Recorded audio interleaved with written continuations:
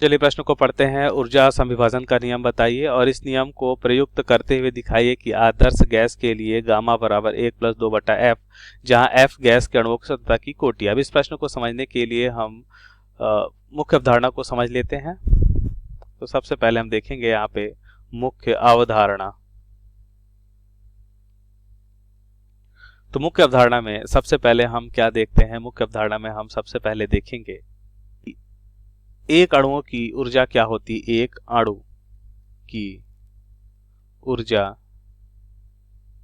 एक अणु की कुल ऊर्जा इसे हम कहें तो एक अणु की कुल ऊर्जा कितनी होगी? इसका सूत्र होता है F/2 K इंटू टी होता है, जहां पे F क्या होता है? स्वतंत्रता की कोट, K होता है बोल्ट्जमान, K भी लिख लेते हैं बोल्ट्जमान नियतांक, और T क्या होता है? परमताप। ये हमेशा केल्विन में होता है। अब हम यहाँ पे समझ लेते हैं, इससे हम कुल ऊर्जा को EK से लिखते हैं, तो ये हो जाएगा F/2 KB इंटू टी। अब हम यहाँ पे देखते हैं F क्या होता है। F होता है यहाँ पे स्वतंत्रता की कोट, जैसा कि हमें दे रखा है।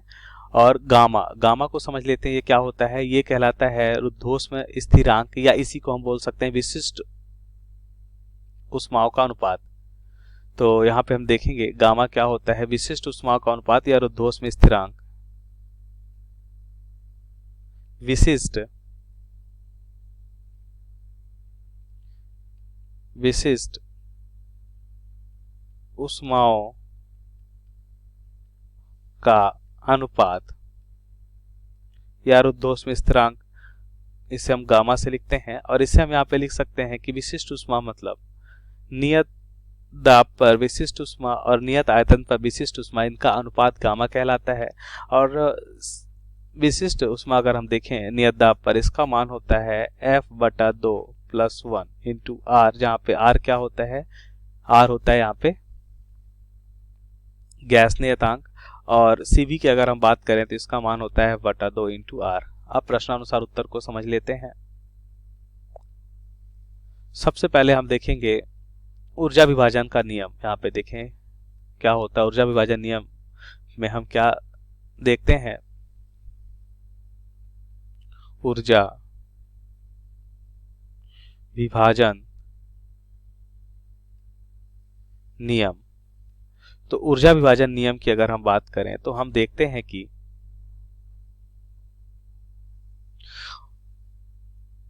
ऊर्जा विभाजन नियम के अनुसार हम क्या देखते हैं? ऊर्जा विभाजन नियम के अनुसार देखते हैं कि अणुओं की जो कुल ऊर्जा है वह अलग अलग स्वतंत्रता की कोटि में समान रूप से विभाजित हो जाती है। अब इसको समझेंगे कैसे? तो यहाँ पे हम देखते हैं ऊर्जा या एक अणु की कुल ऊर्जा, एक अणु की कुल ऊर्जा क्या होती है? अलग अलग स्वतंत्रता की कोटि, अलग अलग स्वतंत्रता की कोटि में समान रूप से विभाजित हो जाती हैं।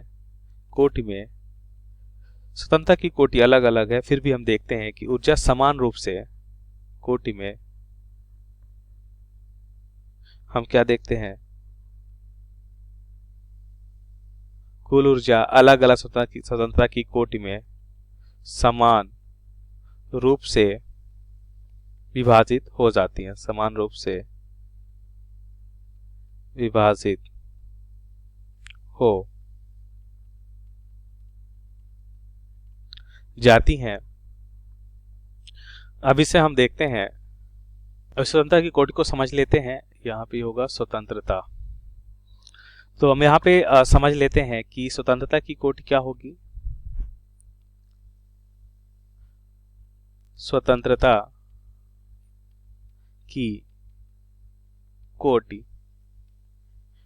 ये क्या होती? स्वतंत्रता की कोटि होती है, हम यहाँ पे देखते हैं मुक्त आकाश में अणुओं की स्वतंत्र गति होती है, स्वतंत्रता की कोटि कहलाती है। अब मुक्त आकाश में अणुओं की जो गति होती है वो क्या होती है? यहाँ पे अगर हम देखते हैं अणुओं की, मुक्त आकाश में अणुओं की स्वतंत्र गति, मुक्त आकाश में अणुओं की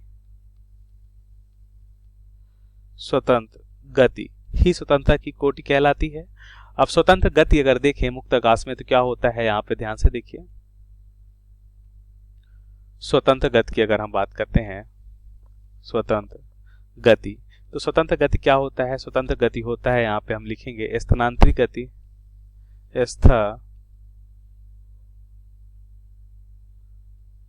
स्थानांतरीय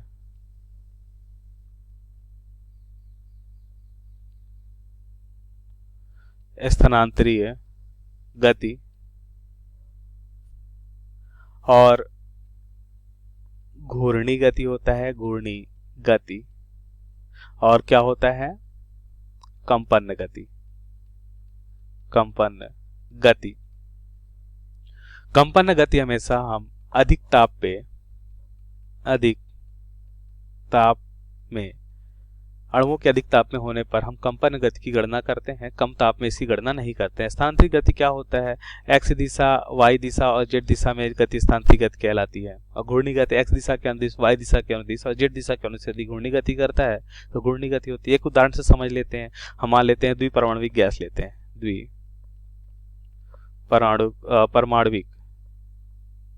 द्विपरमाणुविक गैस की अगर हम बात करते हैं तो हम देखते हैं कि पहले तो द्विपरमाणुविक गैस लिखते हैं, हाइड्रोजन हो गया, नाइट्रोजन है, ऑक्सीजन है, ये सभी द्विपरमाणुविक गैस हैं। अब द्विपरमाणुविक गैस की अगर हम देखें स्वतंत्रता की कोटि क्या होगी, तो मान लेते हैं दो परमाणुविक गैस है। अब ये आसानी से एक्स दिशा में, वाई दिशा में और जेड दिशा में गति कर सकते हैं, तो यहाँ पे 3 स्थानांतरित गति हो गया।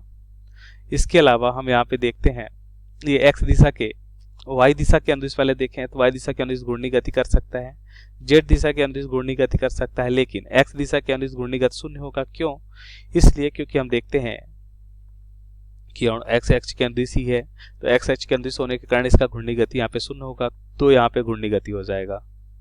तो यहाँ पे कुल स्वतंत्रता की कोटि कितनी हो जाएगी? 3 + 2 5 हो जाएगी। स्वतंत्रता की कोटि को समझ गए। यहाँ पे अगर हम ऊर्जा संविभाजन के नियम से देखें तो हम देखते हैं कि एक अणु की जो कुल ऊर्जा है, जिसको हमने मुख्य अवधारणा में देखा कितना होता है 3/2 kb × T, तो ये क्या होगा? संविभाजन नियम से हम देखेंगे सभी हम यहाँ पे कह सकते हैं स्वतंत्रता की कोटि में समान रूप से विभाजित हो जाएंगे। तो इसे हम कैसे लिख सकते हैं? अगर कुल स्वतंत्रता की कोटि अगर हम F माने तो F/2 kb × T हो जाएगा अणुओं की कुल ऊर्जा। अब यहाँ पे अगर इसे हम लिखना चाहें ऊर्जा संविभाजन नियम से, तो हम यहाँ पे लिख सकते हैं प्रति अणु स्वतंत्रता की कोटि के अनुसार क्या हो जाएगा? प्रति अणु ऊर्जा संविभाजन नियम से, ऊर्जा संविभाजन नियम से हम देखते हैं प्रति अणु स्वतंत्रता, प्रति अणु स्वतंत्रता की कोटि के अनुसार, प्रति अणु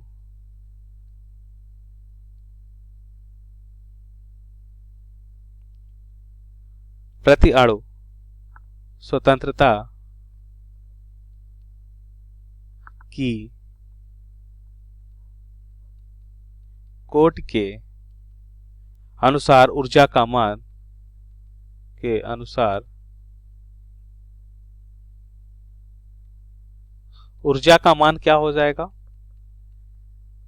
यहाँ पे हम लिख सकते हैं कि अगर हम E के लिखते हैं इसे, तो ये हो जाएगा कुल ऊर्जा प्रति अणु। कुल ऊर्जा अगर E के है तो E के बटा F हो जाएगा। मतलब यहाँ पे हम इसे लिखेंगे क्या हो जाएगा? इसका मान हमने देखा F/2 kb × T बटा F, तो यहाँ से हमें मान क्या मिलेगा? F से F कैंसिल हो जाएगा, kb × T बटा 1/2 हो जाएगा।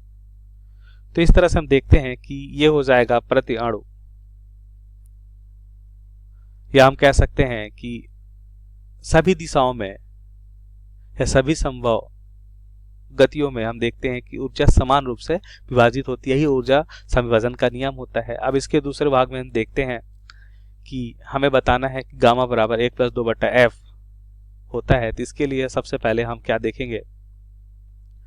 विशिष्ट ऊष्माओं का अनुपात, जैसा कि मुख्य अवधारणा में हमने देखा कि क्या होता है, Cp बटा Cv होता है। Cp का मान हमने देखा क्या होता है, Cp का मान हमने देखा क्या होता है F प्लस 1 बटा या F बटा 2 प्लस 1 इंटू R बटा क्या हो जाएगा, F बटा 2 इंटू R।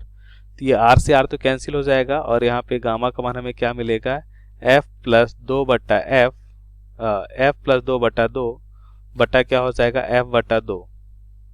तो यहाँ से ध्यान से देखिए हमें क्या मिलेगा, यहाँ से हमें मिलेगा ये 2 से 2 कैंसिल हो जाएगा और यहाँ से हमें मिलेगा F प्लस 2 बटा